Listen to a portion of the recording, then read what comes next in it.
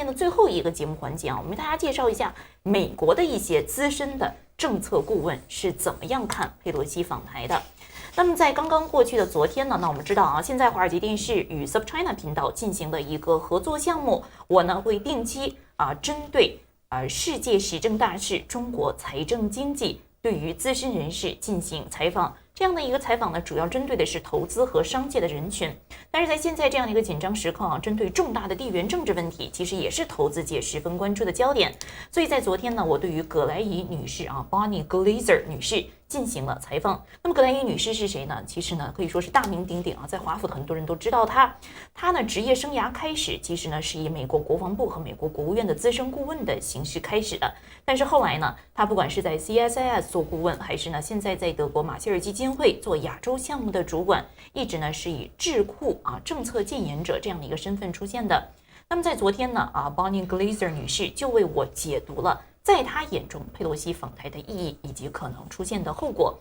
那我们就先把这一段视频采访中的片段为大家分享。如果大家想看到整个视频的完整内容呢，在节目下方那我们附上了在 SubChina 频道的这样的一个节目的视频整个链接，也欢迎你去观看。好，我们先请导播切入这一段视频片段。I think that Taiwan feels particularly under pressure in the aftermath of Russia's invasion of Ukraine.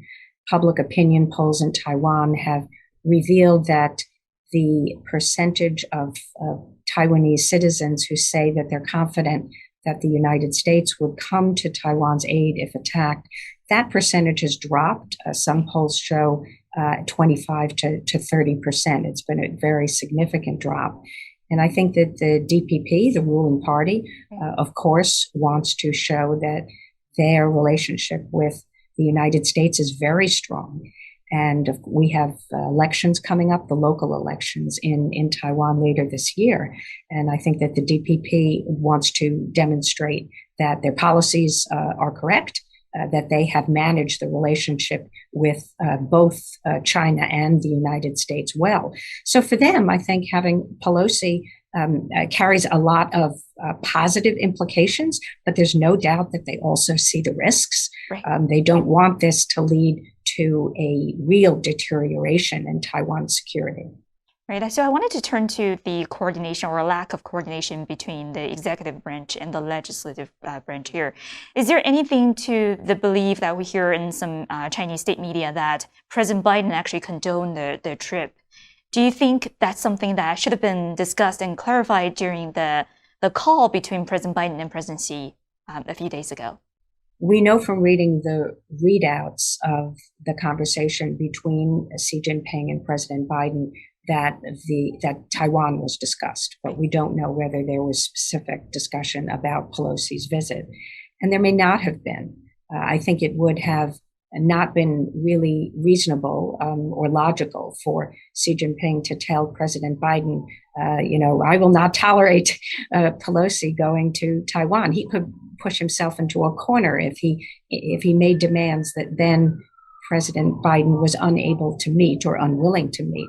He feels very strongly about now telling a member of Congress what they can and cannot do. But as president, he could have spoken to Pelosi if he chose to. And my understanding is that he opted not to. That should not be interpreted as meaning that he endorsed the visit, that he supported it. It really doesn't tell us anything. But he did not want to insert himself in the middle. I see. And so I wanted to turn to the U.S.'s policy toward Taiwan in general. President Biden and other administration officials have repeatedly confirmed that there has been no change to the United States policy toward Taiwan. But it seems like the messaging from the U.S. administration, including the president himself, can be at times inconsistent, and that has caused some unease and confusion among Beijing officials. So what's the current state of affairs in terms of U.S. policy toward Taiwan? Is there any sign that the United States might at some point abandon strategic ambiguity? So I do want to say that I agree that the messaging from the Biden administration has at times been inconsistent on Taiwan. At times it has been confused. There have been moments when there have been actions taken that I believe are inconsistent with a one China policy of the United States. But of course, I just represent the views of one person, so I don't make these decisions. But I would cite as an example, very early on in the Biden administration, the ambassador from the United States to Palau traveled to Taiwan. I believe that was the first time that a sitting ambassador serving in another country went to Taiwan. So that's just one example. We had a recent kerfuffle with the State Department webpage on Taiwan. It was pulled down. The language was changed. They excised the sentence that said the U.S. doesn't support Taiwan independence. And then 3 weeks later, they reinserted the sentence, and the page was basically restored to what it had been previously. Hard to explain why these things are happening. And of course, on top of that, the president himself has said not only that he would come to Taiwan's defense under all circumstances, which as president, he has the prerogative to say, even though it's not U.S. policy. But I think more importantly is that he has said the United States has a commitment to do that. And those of us who study U.S. policy toward Taiwan know that our policy is found in the Taiwan Relations Act, passed in 1979. It obligates the United States to do a few things, such as sell defensive weapons to Taiwan. It does not obligate the United States to come to Taiwan's defense, and yet the president says that. So there is confusion. And I think that Tony Blinken, in his speech, our Secretary of State, and also Secretary of Defense Austin, in his speech at the Shangri-La Dialogue, both made an effort to try and clarify and get control of the policy and be more disciplined. We will see whether that holds. But the consequence of this is what's important. China has diminishing confidence that the United States really has a one China policy. And Xi Jinping himself has said there's a gap between the words and deeds of the United States. And he is doubtful whether the United States actually does not support Taiwan independence. And it is against this background that the Pelosi visit is taking place. And that is why it is so dangerous. Finally, I will say that strategic ambiguity is essentially when we broke our defense treaty, bilateral defense treaty with Taiwan in 1979, it was left ambiguous as to whether or not the United States would come to Taiwan's defense. And there is a growing number of experts and congressmen, though not officials in the Biden administration, I think it's important to note that, who are advocating that the United States abandon its policy of strategic ambiguity and adopt a policy of strategic clarity that essentially gives Taiwan an ironclad commitment to defense. And in my view, that is not a good idea. I think it is more likely to provoke an attack from China on Taiwan than it is to deter one. Right. Well, thank you so much for the answer. It was super helpful. Regardless, it seems at this point we are getting quite dangerously close to a crisis now, especially after the speaker's visit today, and we see the reactions from Beijing. Are there risks of further escalation, potentially some sort of a military action? Well, we are in the middle of exercise season in the Taiwan Strait and around southern China and the East and South China Seas, so there's a lot of military activity going on. And in advance of Pelosi's arrival in Taiwan, there were some Chinese jets that flew very close to the median line in the strait, even crossing it several times. And apparently Chinese naval ships operated close to the median line as well. So China was sending signals and using its military forces to do so. But so far, at least it did not, the Chinese did not interfere with Nancy Pelosi's plane. They did not put her in danger. They did announce that some Taiwanese agricultural products are now going to be blocked going into China. So they're showing that they have clout in the economic realm, in the military realm, that they can take punitive actions against Taiwan. At this point, I think that they're going to watch what takes place with Nancy Pelosi's visit. How public are her engagements going to be? Is she going to have a press briefing? What is she going to say about U.S. policy toward Taiwan? And perhaps if Nancy Pelosi is somewhat restrained, maybe China's reaction will be somewhat restrained as well. But my expectation is this is not a 24-hour incident, that we will see China react over a period of days and weeks and maybe months, depending on the judgments they draw from this visit about U.S. intentions and about President Tsai Ing-wen's policies. Right. And I wanted to turn to domestic politics a little bit. How does it all relate to Xi Jinping's personal legacy and the Chinese domestic politics, especially in the lead up to the 20th Party Congress? Well, this is a hotly debated topic. My own view is that we don't really know for sure whether unification with Taiwan is a legacy issue for Xi Jinping. That is, that during his time in office, that he wants to achieve reunification. And since now we don't know how much longer he's going to be in power, that becomes even more uncertain. Right. Most people think he will secure another 5 years this fall. Many people think he will be in power for another 10 or 15 years, and some even think he will be there for life. But Xi Jinping has said one important statement. He has said it twice. And it was first said at the 19th Party Congress in 2017. He said reunification is a necessary requirement for the achievement of national rejuvenation. And of course, the target date for that goal is the middle of this century. And it's the 100th year anniversary of the founding of the People's Republic of China. So many people think, okay, well, that might be his goal, but he's not going to be in power in 2049. So really, what does he want to achieve? My belief has long been that China's top priority is to prevent Taiwan from going independent. And if China loses confidence that it can prevent that, it might use force against Taiwan. That is what the most dangerous scenario is. But the concern in, I think, the United States and among China watchers is that Xi Jinping wants to advance and promote reunification and might, as I said, want to really make progress and even achieve unification in his term in office. If that proves to be the case, then we are in uncharted waters. And things could get very dangerous. There have been news reports about potential deadlines and timelines, maybe that Xi Jinping wants to reunify the country by 2027. More recently, there was a New York Times report that said that China might move on Taiwan in 18 months. I'm still waiting to see the evidence for this. I'm not convinced, but I think we all have to watch this very closely. But finally, I'll say this is a very interactive process. China's policies are to some extent determined by, as you said in your question, what is in Xi Jinping's mind, his ambition, his legacy, what he wants to achieve. But it's also a function of US policy and Taiwan's policy. So I continue to believe that if the United States is pursuing a consistent, constructive one China policy, and Taiwan is also seeking to preserve the status quo, which I believe that Tsai Ing-wen has been pursuing a policy of preserving the status quo, then I think that the risk of China deciding it needs to use force to reunify the country is greatly less. So that's what I hope the scenario will be going forward. Right. So speaking of that risk premium balance, what's your advice to the U.S. administration on how to support Taiwan, both militarily and economically, without risking escalating the situation to a full-scale war? Is there a better way to conduct the United States Taiwan policy?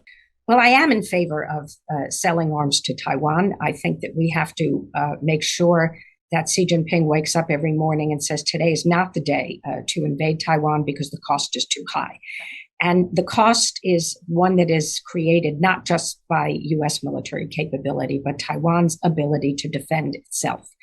If Taiwan is an easy melon to pick, then Xi Jinping might decide that he should just go ahead and use force. So Taiwan has work to do itself. In addition to procuring the right weapons, it needs to revamp its reserve force, make that more effective.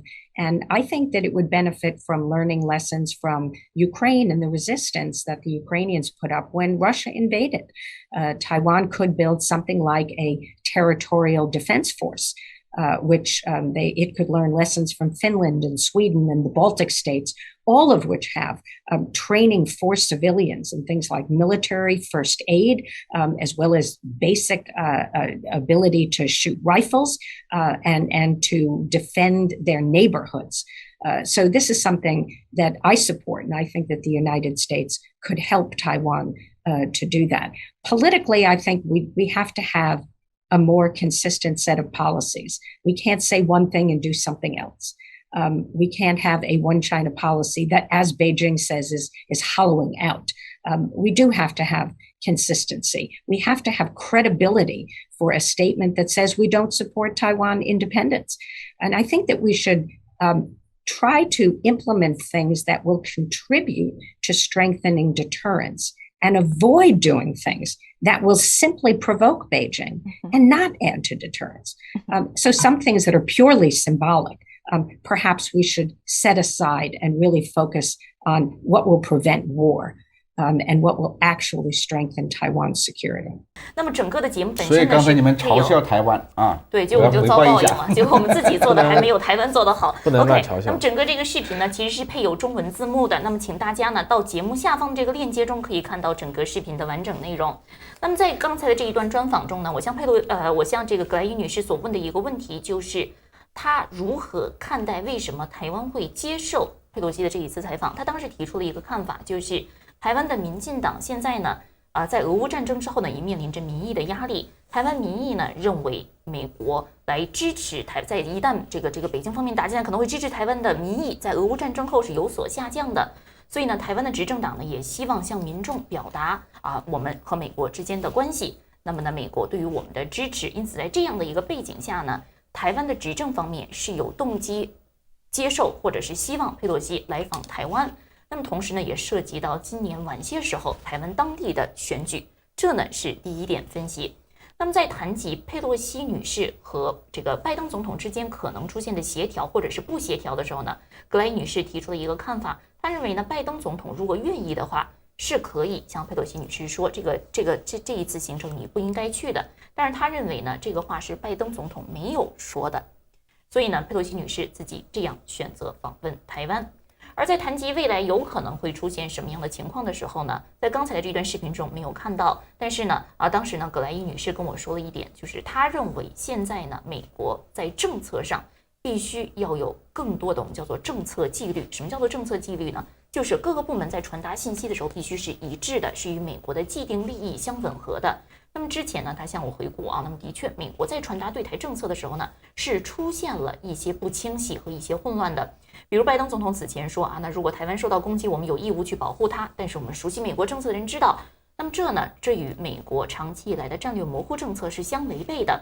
再比如之前在国务院网站曾经出现了混乱的一幕，取消了有关于美国不支持台湾独立的表述，但是几周之后又加上去了。到底背后是怎么回事，现在也不知道。但是我们听说的说法呢，是当时去掉这个说法呢，是国务院的一个这个工作人员所做的，没有经过最上层的批准。那么后来呢，在与上层这个讨论之后呢，认为这样不合适，所以又加进来了。所以种种这样的事端呢，不仅仅是让美国自己的政策信息显得不够的清晰，也让北京方面对于美国是不是还有动力继续坚持一个中国政策感到了更多的不确定和暧昧。因为我们知道，不管你政策实质上是不是变了，只要北京方面认为你美国政策变了，那么整个台海局势又陷入了某一种脆弱和不稳定。所以呢，这是他所担心的。那不知道对于葛莱玉女士的这样的看法，我们能不能先请和平先生简单点评几句？第一个，你认为这一次台湾方面热情邀请佩洛西女士来访台与台湾的本地政治相不相关？第二就是美国现在的对台政策，在您看来应该在哪一些方面更有所进一步，或者是有所改变，或者是有所改善？我认为第二点是回答你，我认为美国的政治已经僵化到了一定的程度，这种僵化的一定程度使他自己的内部的这个机制已经缺乏真正的灵活的这个协调性，这是美国一个结构性的问题。现在要依靠美国来对中国释放善意和有效的改善现在中美之间的一个结构性的障碍，现在看不到希望，这就是我非常悲观的一个地方。第二个就是台湾本身来讲是一个悲歌为什么是个很悲惨的一个地方？一方面是实现了民主和自由，是一个非常舒适的一个地方，但是另一方面呢，它在走向民主化的过程中间，它必须要选票。水票的话，它就是要激情，它需要激情的时候，这个时候它的一个诚实的面对自己的处境，可能就降到一个次要的位置上，要求自己得到民意更多的支持，就变成一个主要的位置上。这就是民主政治所面临的一个结构性的一个障碍。如果你没有国家的力量，没有未来的威胁的时候，你可能不成为问题，但是有未来的威胁的时候，这就非常大的麻烦。但是这些事情相对于台湾的国家安全来讲，这又算什么呢？好，那么的确啊，那么刚才和平先生提到了一个问题，就是这又算什么呢？其实最近我一直在想，就是米兰昆德拉，我们知道啊，曾经写过一本书叫《不能承受之轻》，他其中提到的一个说法，在中文的翻译中叫媚俗这个词，但实际上呢，因为它原意是一个德语词，像我们更多的叫客气啊，这个词叫客气，因为它媚俗其实并不准确。什么叫做客气或者叫做媚俗呢？就是人总是要不由自主的与伟大产生某一种联想。而当你的一切行动和想法都是为了追求某一种伟大的时候，你就陷入了客气或者叫媚俗这样的一个状态。所以呢，这也是近期我一直在思考的一个问题。不管是某一个政治人物为了把自己与伟大联系在一起而放弃了其他很多的考虑，还是呢两岸啊在这个语言表述上不知不觉或者是习惯性的陷入某一种宏大叙事，陷入某一种媚俗的状态，某一种客气的状态。似乎呢，现在在我们的这个政治话语中都显得越来越清晰了。有关于佩洛西访台一事啊，那么在未来的一段时间呢，我们也会不断的为大家追踪。我们更希望听到呢是来自不同方面的声音，有来自美国的，有来自这个中国方面的，有来自学者的，有来自媒体人的，有来自在当地的真真切切感受到两岸关系变化的。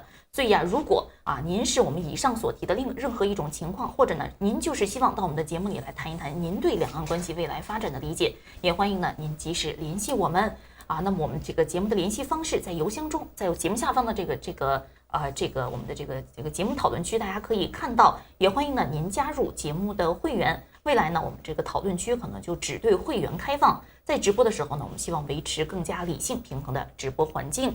今天我们的节目就进行到这里，我是主持人 Lizzy 李琦，我身边的嘉宾是小杨以及和平先生，感谢您来到直播节目现场，下期华尔街论坛与您不见不散。哎呀，有人打赏但是是打赏给我的，就是因为你批评打赏，我要你检讨一下呀。你真来不及了最后了，那我们就不讲了。好，谢谢打赏，好，下期再会。